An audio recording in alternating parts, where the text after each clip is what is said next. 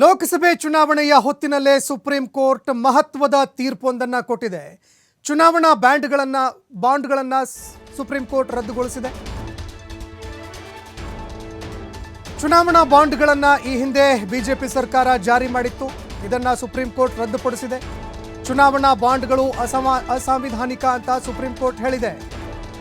ಮುಖ್ಯ ನ್ಯಾಯಮೂರ್ತಿ ಡಿ.ವೈ. ಚಂದ್ರಚೂಡ್ ಪೀಠದಿಂದ ಈ ಆದೇಶ ಹೊರಬಿದ್ದಿದೆ. ಚುನಾವಣಾ ಬಾಂಡ್ನಿಂದ ಕಪ್ಪು ಹಣ ನಿಗ್ರಹ ಮಾಡೋದು ಅಸಾಧ್ಯ. ಇನ್ನು ಬಾಂಡ್ಗಳಿಂದ ಮೂಲಭೂತ ಹಕ್ಕಿನ ಉಲ್ಲಂಘನೆ ಅಂತ ಉಲ್ಲೇಖ ಕೂಡ ಮಾಡಿದೆ. ಚುನಾವಣಾ ಬಾಂಡ್ ಬಗ್ಗೆ ಮತದಾರರಿಗೆ ಮಾಹಿತಿಗಳು ಲಭ್ಯವಾಗಬೇಕು. 3 ವಾರಗಳಲ್ಲಿ ಇದ್ರ ಬಗ್ಗೆ ವಿವರ ನೀಡಬೇಕು ಅಂತ RBIಗೆ ಸೂಚನೆ ಕೂಡ ಕೊಟ್ಟಿದೆ. ಇದಕ್ಕೆ ಸಂಬಂಧಪಟ್ಟಂತೆ 3 ವಾರಗಳಲ್ಲಿ ವಿವರ ನೀಡಬೇಕು ಅಂತ RBIಗೆ ಸುಪ್ರೀಂ ಸೂಚನೆ ಕೂಡ ಕೊಟ್ಟಿದೆ.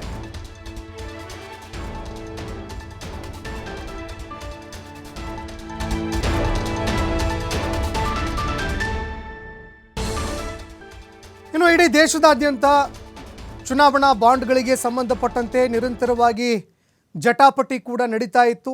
ಇದಕ್ಕೆ ಸಂಬಂಧಪಟ್ಟಂತೆ ಸುಪ್ರೀಂ ಕೋರ್ಟ್ಗೆ ಅರ್ಜಿ ಕೂಡ ಸಲ್ಲಿಕೆಯಾಗಿತ್ತು. ಇದಕ್ಕೆ ಸಂಬಂಧಪಟ್ಟಂತೆ ಅವಲೋಕನ ಮಾಡುವಂತಹ ಕೆಲಸವನ್ನು ಸುಪ್ರೀಂ ಕೋರ್ಟ್ ಮಾಡುತ್ತೆ. ಮುಖ್ಯ ನ್ಯಾಯಮೂರ್ತಿಗಳನ್ನು ಒಳಗೊಂಡಿರುವಂತಹ ಸಂವಿಧಾನಿಕ ಪೀಠ ಇದಕ್ಕೆ ಸಂಬಂಧಪಟ್ಟಂತೆ ಮಹತ್ವವಾಗಿರುವಂತಹ ತೀರ್ಪನ್ನು ಪ್ರಕಟಿಸಿದೆ. ಚುನಾವಣಾ ಬಾಂಡ್ಗಳನ್ನು ಸುಪ್ರೀಂ ಕೋರ್ಟ್ ರದ್ದುಗೊಳಿಸಿದೆ. ಚುನಾವಣಾ ಬಾಂಡ್ಗಳು ಅಸಾಂವಿಧಾನಿಕ ಅಂತ ಸುಪ್ರೀಂ ಕೋರ್ಟ್ ತೀರ್ಪು ಕೊಟ್ಟಿದೆ. ಮುಖ್ಯ ನ್ಯಾಯಮೂರ್ತಿ ಡಿ.ವೈ. ಚಂದ್ರಚೂಡ ಅವರ ಸಂವಿಧಾನಿಕ ಪೀಠದಿಂದ ಈ ಒಂದು ಆದೇಶ ಹೊರಬಿದ್ದಿದೆ. ಚುನಾವಣಾ ಬಾಂಡ್ನಿಂದಾಗಿ ಕಪ್ಪು ಹಣವನ್ನು ನಿಗ್ರಹ ಮಾಡುವಂಥದ್ದು ಅಸಾಧ್ಯವಾಗಿರುವಂತಹ ಮಾತು. ಬಾಂಡ್ಗಳಿಂದ ಮೂಲಭೂತ ಹಕ್ಕಿನ ಉಲ್ಲಂಘನೆ ಕೂಡ ಆಗ್ತಾ ಇದೆ ಅಂತ ಸುಪ್ರೀಂ ಕೋರ್ಟ್ ಉಲ್ಲೇಖ ಮಾಡಿದೆ. ಚುನಾವಣಾ ಬಾಂಡ್ ಬಗ್ಗೆ ಮತದಾರರಿಗೆ ಮಾಹಿತಿಗಳು ಲಭ್ಯ ಆಗಬೇಕು. ಯಾರಿಗೆ ಎಷ್ಟು ಹಣ ಹೋಯಿತು, ಯಾರಿಗೆ ಎಷ್ಟು ಬಾಂಡ್ಗಳು ಸಲ್ಲಿಕೆಯಾಯಿತು, ಇದಕ್ಕೆ ಸಂಬಂಧಪಟ್ಟಂತೆ ಎಲ್ಲ ಮಾಹಿತಿಗಳು ಸಾರ್ವಜನಿಕರಿಗೆ ಲಭ್ಯವಾಗಬೇಕು. ಇದಕ್ಕೆ ಸಂಬಂಧಪಟ್ಟಂತೆ 3 ವಾರಗಳಲ್ಲಿ ಸೂಚನೆ ನೀಡಬೇಕು ಅಂತ RBIಗೆ ಒಂದು ವರದಿ ನೀಡಬೇಕು ಅಂತ RBIಗೆ ಸೂಚನೆ ಕೂಡ ನೀಡಲಾಗಿದೆ.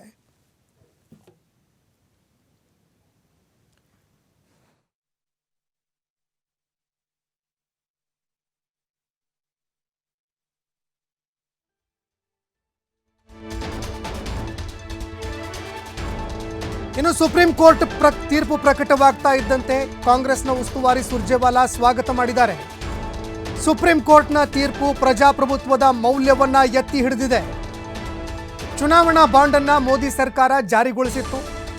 ಇದು ದೇಶದಲ್ಲಿನ ಕಪ್ಪು ಹಣವನ್ನ ಬಿಳಿ ಮಾಡಿಸುವಂತಹ ಒಂದು ಸ್ಕೀಮ್ ಆಗಿತ್ತು. ಇದು ರಾಜಕೀಯ ಪಕ್ಷವೊಂದಕ್ಕೆ ಅಕ್ರಮ ಹಣ ನೀಡುವಂತಹ ಒಂದು ವಿಧಾನವಾಗಿತ್ತು. ಈ ಸ್ಕೀಮ್ನಿಂದಾಗಿ ಬಿಜೆಪಿ ಸುಮಾರು 6,000 ಕೋಟಿ ಹಣವನ್ನು ಪಡೆದುಕೊಂಡಿದೆ. ಸುಪ್ರೀಂ ಇಂದು ನೀಡಿದಂತಹ ತೀರ್ಪು ಸತ್ಯಕ್ಕೆ ಹಿಡಿದಿರುವಂತಹ ಕನ್ನಡಿ ಅಂತ ರಾಜ್ಯ ಕಾಂಗ್ರೆಸ್ನ ಉಸ್ತುವಾರಿ ಸುರ್ಜೇವಾಲಾ ಹೇಳಿಕೆ ಕೊಟ್ಟಿದ್ದಾರೆ.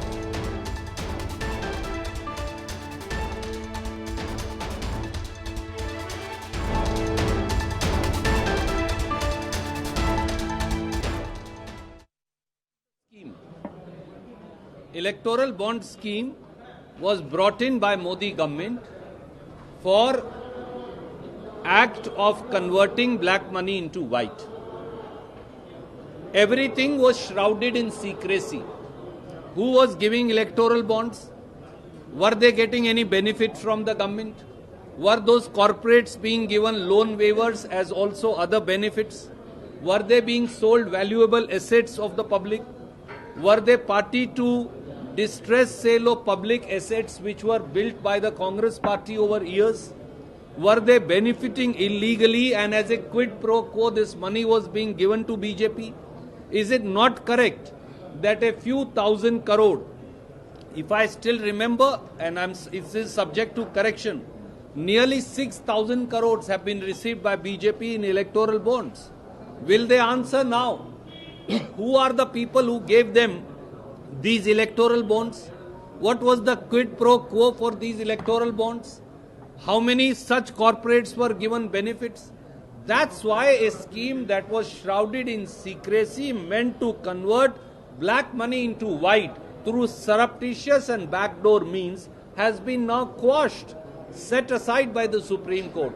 The mirror of truth and the mirror of constitutionality must now be seen. Thank you. And who brought the scheme? Electoral bond scheme.